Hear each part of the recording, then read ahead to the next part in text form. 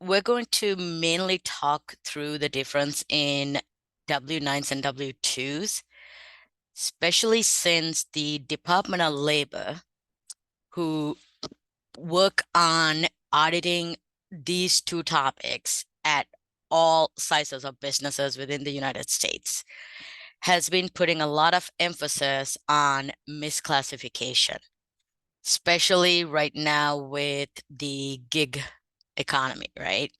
I don't know if you guys have heard of the massive lawsuits that were happening out in California around Uber and Lyft drivers. I know at one point they were trying to classify Uber Eats and DoorDash, Grubhub delivery drivers as employees versus contractors. So there's a huge spotlight.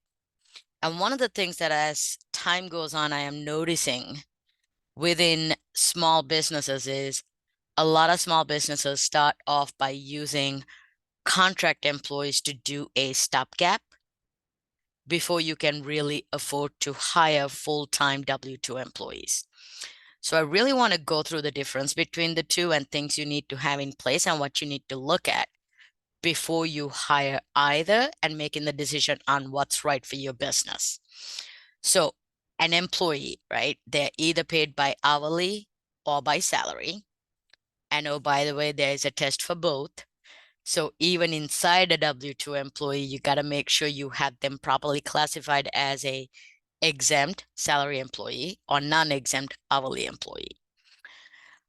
Uses employer's materials, tools, and equipment. So you as the employee is responsible for providing all that. Typically only work for one employer. Continuing relationship at will or a defined term.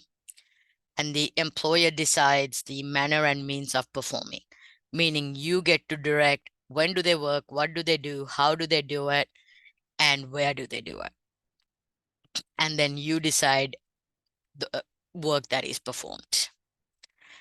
An independent contractor is paid upon completion of a project. So there is a set schedule you're paid on. You do not withhold any taxes.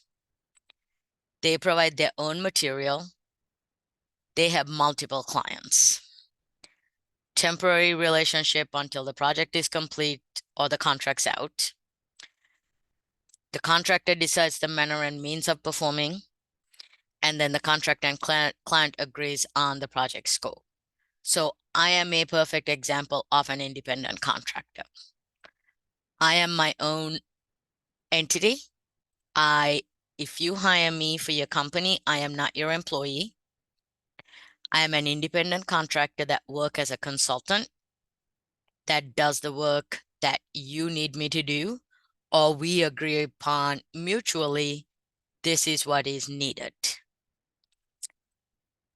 You cannot dictate where I am, when I am doing the work, any of those things, unless there's an agreement between you and I together.